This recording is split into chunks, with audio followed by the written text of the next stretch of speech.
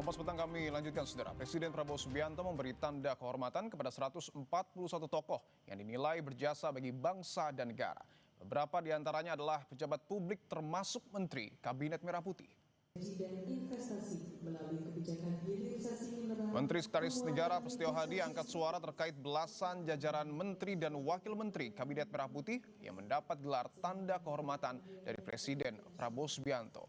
Prasetyo memastikan pemberian gelar kehormatan itu bukan karena atribusi menteri dan wakil yang melekat, akan tetapi karena prestasi yang dicapai selama menjabat kurang lebih 10 bulan pertama pemerintahan Prabowo Gibran. Diberikan penghormatan oleh Bapak Presiden itu. Kalau bicaranya adalah jabatan di kabinet ya. Nah, yang kemudian itu diukur oleh Bapak Presiden untuk beberapa anggota kabinet yang meskipun baru 10 bulan tapi kemudian dianggap sudah mencapai prestasi yang luar biasa, misalnya dalam hal pangan. Makanya kalau tadi saudara-saudara perhatikan di situ kan ada Menko Pangan, kemudian ada Menteri Pertanian gitu. Jadi memang bukan karena ini mewakili kabinet Merah Putih, tidak begitu. Tapi memang karena prestasi yang sudah dihasilkan selama 10 bulan. Secara resmi, Prabowo menganugerahkan tanda kehormatan Republik Indonesia kepada 141 penerima. Tanda kehormatan Bintang Republik Indonesia Utama diberikan kepada 15 orang, 2 diantaranya adalah Puan Maharani, Ketua DPR RI, dan Sufmi Dasko Ahmad, Wakil Ketua DPR RI. Bintang Republik Indonesia Utama merupakan salah satu tanda kehormatan tertinggi di Indonesia. Kemudian ada tanda kehormatan Bintang Mahaputra Utama kepada 88 orang. 2 diantaranya adalah Letkol Teddy Indra Wijaya yang menjabat sebagai Sekretaris Kabinet karena dinilai memiliki kontribusi besar di bidang pemerintahan dan pelayanan publik. Dan juga ada Andi Syamsuddin Arsyad atau Haji Isam, pengusaha asal Kalimantan Selatan, karena dianggap berjasa dalam mendorong pertumbuhan ekonomi. Selanjutnya ada tanda kehormatan Bintang Jasa Utama untuk 8 orang. Salah satunya adalah Tengku Nyaksandang bin Lamudin. Tokoh asal Aceh itu memiliki jasa besar dalam pengadaan pesawat pertama Republik Indonesia, Selawah RI-001. Saudara, Presiden Prabowo Subianto menganugerahkan tanda kehormatan Republik Indonesia kepada 141 tokoh, tak sedikit diantaranya merupakan jajaran menteri dari Kabinet Merah Putih. Dari sederet nama itu ada nama Puan Maharani, Sufmi Dasko Ahmad, hingga Letkol Teddy Indra Wijaya, serta para menteri lainnya. Apa alasan pemberian tanda kehormatan ini? Kami akan membahasnya dengan Wakil Kepala Staf Kepresidenan M. Kodari dan juga ada pengamat politik Ikrar Nusa Bakti. Bapak-bapak, selamat petang semuanya. Selamat petang. Baik, saya ingin ke Bung Kodari terlebih dahulu, bahwa ada sejumlah nama menteri yang kemudian diberikan tanda kehormatan. Saya akan sebut, misalnya adalah Menteri SDM Bahlil Lahadalia, ada Seskap Teddy Indra Wijaya, bahkan ada Menko Infrastruktur Agus Harimurti Yudhoyono, dan juga ada nama Fadlizon, Menteri Kebudayaan. Apa sesungguhnya makna pemberian tanda kehormatan ini, Bung Kodari? Ya, kalau kita kembali kepada undang-undangnya ya, itu kan semua mengacu kepada 3 aspek. Pertama, berjasa pada suatu bidang atau peristiwa tertentu yang penting bagi bangsa dan negara. Yang kedua, pengabdian dalam bidang tertentu juga yang sudah berlangsung lama dan memberikan kontribusi yang nyata. Kemudian yang ketiga, Dharma Bakti yang diakui secara nasional ataupun secara internasional. Saya kira dari nama-nama yang tersebut tadi itu pada bagian masing-masing sudah memenuhi kriteria, setidaknya salah satu dari 3 yang sudah disampaikan. Yang jelas, kalau kita membicarakan mengenai gelar dan jasa ini, memang sudah ada suatu mekanisme yang berjalan dari waktu ke waktu, yang diberikan penilaiannya dan analisanya oleh suatu dewan gelar dan tanda jasa, serta memang merupakan wewenang dari presiden sebagaimana diatur oleh konstitusi pada pasal 15. Demikian. Oke, baik. Saya ingin ke Pak Ikrar. Ketika sejumlah menteri mendapatkan tanda penghormatan dari Presiden, meskipun baru beberapa bulan menjabat, apakah memang sudah layak diberikan tanda penghormatan, Pak Ikrar? Kalau buat saya belum ya. Ya, saya beri contoh aja lah. Diri saya ini untuk menjadi pegawai negeri itu kan misalnya tanda tanda apa istilahnya tuh dedikasi kita kan 10 tahun, kemudian 20 tahun, 30 tahun dan sebagainya. Nah, ini kalau kemudian seorang menteri yang baru menjabat 10 bulan, bagaimana kemudian dia dikatakan sudah melakukan suatu tindakan-tindakan yang baik untuk rakyat? Apalagi kalau kita lihat ya, bagaimana kondisi ekonomi kita pada saat ini ya, atau kemudian kalau kita lihat yang paling kecil aja lah, bagaimana beras itu menghilang dari pasar, bagaimana kemudian dikatakan bahwa Menteri Pertanian ataupun mereka yang menangani masalah-masalah logistik itu benar-benar sudah bekerja sebaik-baiknya ya. Ini menjadi satu contoh ya. Saya beri contoh ya, ini hari ini misalnya ada tulisan teman saya ya, ini apa namanya itu Yudi Latif ya, mengenai apakah misalnya bintang Mahaputra itu benar-benar layak untuk diberikan kepada yang tadi Anda sebutkan nama-namanya itu ya. Dia memberikan contoh ya, bagaimana pada masa lalu itu bintang Mahaputra itu diciptakan untuk mahkota kenegaraan ya, dan itu diberikan kepada contohnya di sini ya Jenderal Sudirman, kemudian juga Muhammad Natsir, Ki Hajar Dewantoro dan sebagainya ya. Tapi di situ tampak jelas ya, apakah kemudian tiga orang itu benar-benar layak mendapatkan bintang yang tadi saya katakan Mahaputra tersebut. Kalau buat saya ya, karena memang mereka itu mendharma baktikan dirinya itu untuk Indonesia. Oke, Kalau untuk diberikan kepada yang tadi yang berasal dari Aceh ya, itu juga saya setuju. Kenapa demikian? Karena biar bagaimanapun beliau itu memberikan suatu sumbangan yang tidak tidak ternilai harganya ya, yaitu pesawat Seulawah DC-3 ya, ya. yang kemudian menjadi pesawat pertama yang dimiliki bukan saja oleh Indonesia tapi juga oleh Garuda Indonesian Airways ya. Oke, Dan itu adalah suatu pesawat yang benar-benar amat berharga bagi sebuah republik yang baru berdiri ya. oke, baik. Atau kemudian kalau nanti pemerintah juga memberikan suatu penghormatan kepada orang Aceh juga yang sudah memberikan sumbangan untuk emas yang Ya, kemudian dipasang di Monumen Nasional atau Tugu Nasional dulunya ya, itu juga adalah orang yang memang pantas untuk mendapatkan kehormatan tersebut ya. Tapi kalau kemudian baik. seorang menteri yang baru bekerja 10 bulan atau kemudian Oke, baik. seorang anggota DPR yang baru baru juga 10 bulan bersama Pak Oke, Prabowo Subianto kemudian mendapatkan baik, Pak Ikrar. bintang jasa yang cukup tinggi Oke, buat artinya ada saya. beberapa nama menteri yang kemudian Anda sebut belum layak. Apakah ada nama-nama lain yang mungkin menurut Anda juga tidak layak? Karena ada beberapa nama pengusaha, sebut saya seperti Haji Isam yang juga kemudian diberikan tanda penghormatan. Tanggapan Anda? Nah, jadi kalau Haji Isam ya, ini kan apakah karena beliau ini membantu Pak Prabowo dan juga dulu Presiden Jokowi untuk misalnya food estate ya.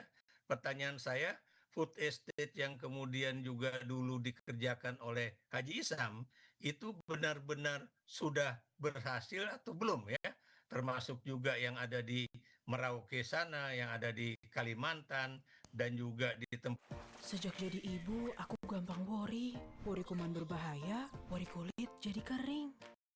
Barulah kemudian kita mengatakan pantas Haji Isam itu mendapatkan suatu bintang Mahaputra utama ya. Tapi Oke, kalau kemudian ini cuma gara-gara dia itu melakukan suatu pekerjaan yang sangat dekat dengan kepentingan Presiden Prabowo Subianto atau kemudian juga terkait dengan apa namanya itu upaya food estate yang ada di wilayah timur Indonesia sana, buat saya ini juga baik. pantas untuk diberikan Baik, bintang saya ingin ke jasa Bung Kodari Mahapusat bahwa Utama. tadi disebut salah satunya adalah Haji Isam belum layak atau belum pantas mendapatkan tanda penghormatan dari Presiden. Tanggapan Anda, Bung Kodari?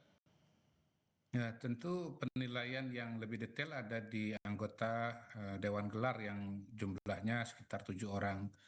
Dan anggota Dewan Gelar itu kalau menurut undang-undang sudah diatur, ada 2 dari akademisi, ada 2 dari militer, dan ada 3 dari mereka yang sudah pernah menerima tanda jasa.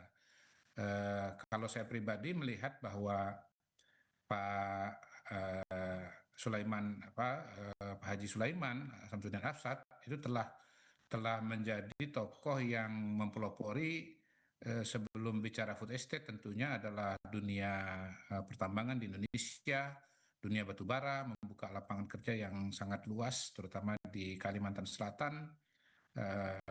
Beliau juga melakukan usaha-usaha untuk penguatan pertanian berkaitan dengan tebu, ya, dengan gula. Jadi pekerjaan-pekerjaan yang dilakukan sudah menjadi inspirasi bagi pengusaha Indonesia, sekaligus juga merupakan tokoh pengusaha dari daerah yang telah berkontribusi banyak dalam hal energi di Indonesia. Jadi bukan hanya food estate saja, tetapi juga kegiatan-kegiatan ekonomi yang lain. Baik, saya ingin sambungkan karena ketika bicara soal Haji Isam, oke lah kita sebut bahwa pengusaha yang sudah lama. Tetapi kalau deretan menteri ini baru 10 bulan dan tadi disebut oleh Pak Ikrar belum layak. Apakah tidak terlalu terburu-buru Pak Presiden memberikan tanda penghormatan ini? Begini, di era Pak Prabowo ini ada banyak sekali terobosan-terobosan dan program-program baru yang sangat masif. Contohnya sekolah rakyat, bagaimana program ini belum pernah ada sebelumnya. Sekolah yang diperuntukkan untuk kalangan desil 1, desil 2, 10% dan 20% terbawah kalangan masyarakat kita. Saya berkeliling kepada keluarga dan calon siswa penerima sekolah rakyat betul-betul dalam kondisi yang sangat memprihatinkan. Mereka-mereka yang jangankan untuk sekolah, makan pun juga kesulitan. Ini dengan adanya program sekolah rakyat ini, mereka punya peluang bukan hanya untuk bisa sekolah, tetapi juga punya seragam, punya fasilitas sekolah, punya bisa makan, mendapatkan asrama, pendidikan yang optimal untuk masa depan yang lebih baik, dan itu dikerjakan dalam waktu yang singkat, yang dalam waktu 10 bulan tadi, bahkan belum 10 bulan. Oke. Misalnya kemarin Pak Prabowo memberikan pengarahan kepada guru, kepala sekolah, Ya. guru sekitar 2.000, kepala sekolah sekitar 165, yang sudah menerima manfaat ini sangat banyak, dan ini baru sekolah rakyat sementara ya. Oke, Bung Kodari. Sementara pada saat yang bersamaan Oke. juga akan dibangun sekolah rakyat permanen. Jadi menurut saya sih kalau saya pada posisi itu menurut saya sih layak. Oke. Karena saya bisa membayangkan bagaimana besarnya effort yang harus dikeluarkan untuk bisa Bung Kodari, saya ingin mengusahakan dan membangun minta sekolah rakyat ini. penjelasan dari Istana. Apa yang kemudian menjadi landasan pemberian tanda penghormatan untuk Puan dan juga Sufmi Dasko Ahmad yang kita tahu DPR sedang dikritik keras oleh publik? Kalau Mbak Puan dan Pak Dasko, tentu saja beliau-beliau adalah orang-orang yang sudah sangat menjabat lama ya di pemerintahan, terutama DPR. Mbak Puan ini sudah periode yang kedua. Saya kira kalau mengenai Mbak Puan nanti saya minta tolong sama Bang Ikrar yang menjelaskan. Saya yakin beliau bisa menjelaskan Mbak Puan dengan lebih baik Oke, daripada baik. saya. Saya ingin langsung ke Kalau Pak Ikrar. Pak Ikrar, Pak Dasko pemberian juga banyak perannya, banyak sekali perannya ya, menjembatani komunikasi antara eksekutif dengan legislatif, Oke. membantu mencari titik temu dalam berbagai momentum penting, misalnya seperti kemarin ada miskomunikasi mengenai pulau antara Provinsi Sumatera Utara dengan Provinsi Sumatera Utara dengan Provinsi Aceh. Kemudian ketika ada kelangkaan LPG di lapangan, beliau turun tangan dan Baik. membantu mencarikan solusi. Saya kira sangat bisa Oke, dijelaskan dan sangat saya bisa ingin ke diterima. Pak Ikrar. Pak Ikrar, bahwa Ketua DPR Puan Maharani dan juga Wakil Ketua DPR Sufmi Dasko Ahmad mendapatkan Bintang Republik Indonesia Utama, penghargaan tertinggi. Apakah kemudian di tengah demonstrasi yang kemudian disampaikan oleh publik, dua tokoh ini pantas mendapatkan penghargaan? Saya sebelum menjawab pertanyaan Anda, kita juga lihat dulu lah ya, dari misalnya Prolegnas ya, Program Legislasi Nasional, itu baik pada saat beliau sekarang udah menjadi ketua DPR dan juga wakil ketua DPR, berapa yang kemudian sudah dijalankan ya. Kemudian juga prolegnas sebelumnya itu juga kita bisa lihat ya. Dan kemudian bagaimana perubahan-perubahan misalnya undang-undang KPK pada 2019 atau kemudian juga ya berbagai perubahan undang-undang misalnya Omnibus Law, mereka-mereka sudah ada di di DPR ya. Apakah itu berjalan sesuai dengan keinginan rakyat? Apakah kemudian itu juga sudah mengambil aspirasi rakyat ya? Dan sekarang yang ramai kemarin ya misalnya dalam kaitannya dengan tunjangan dan juga pendapatan anggota DPR ya. Orang waktu itu cuma ribut mengenai tunjangan yang bertambah 70 juta ya, yang kemudian jumlahnya menjadi sekitar 100 juta rupiah. Tapi Kompas kemarin itu benar-benar mengejutkan bahwa rupanya itu take home take home pay yang didapat oleh anggota DPR itu adalah 230 juta rupiah ya. Itu benar-benar sangat jomplang antara yang namanya kondisi masyarakat yang benar-benar sulit bernafas untuk bisa hidup ya Ya. dengan para wakil rakyat mereka ya, apalagi Dasko dan juga Puan itu adalah pimpinan DPR yang harusnya juga berkata, janganlah kita diberikan kenaikan tunjangan ataupun berbagai macam tambahan tersebut ya, Ya. ketika rakyat itu masih susah. Anda bisa bayangkan ya, 12 juta Baik. tunjangan untuk beras.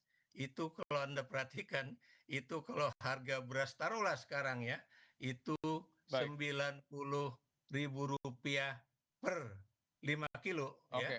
Itu berapa yang mereka Baik. bisa Baik, dapatkan baik, Rar. sementara rakyat susah begitu. Baik, pada akhirnya tentu publik yang akan menilai apakah kemudian para pejabat publik kita layak mendapatkan penghargaan atau tidak dari Presiden. Terima kasih sebelumnya Wakil Kepala Staf Kepresidenan M. Kodari dan juga ada pengamat politik Ikrar Nusa Bakti. Sehat-sehat selalu Bapak-Bapak.